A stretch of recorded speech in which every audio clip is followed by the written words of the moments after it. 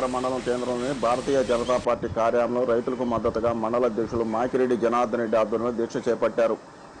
రాష్ట్రంలో జగన్ రెడ్డి ప్రభుత్వం రైతులకు మద్దతు ధర ఇవ్వడం లేదని వాపోయారు. అలాగే రైతులకు పండించిన ధాన్యాన్ని ప్రభుత్వం కొనుగోలు చేస్తామని మాయమాటలు చెప్పిందని, కానీ ఇప్పుడు ఆ విధంగా జరగడం లేదని ఆరోపించారు. 75 కిలోల బస్తా 1400 రూపాయలకు మద్దతు ధర ఇస్తామని చెప్పి రాష్ట్ర ప్రభుత్వం మోసం చేసిందని ఆరోపించారు.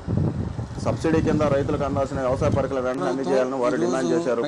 ఈ కార్యక్రమంలో బీజేపీ ముఖ్యమంత్రి గారు చెప్పారు, రైతు దగ్గర ప్రతి గింజి కూడా ఒక్క కేజీ కూడా కొనకుండా ప్రతి ధాన్యాన్ని సేకరిస్తాము, మద్దతు ధర పెట్టి తీసుకుంటామని చెప్పారు.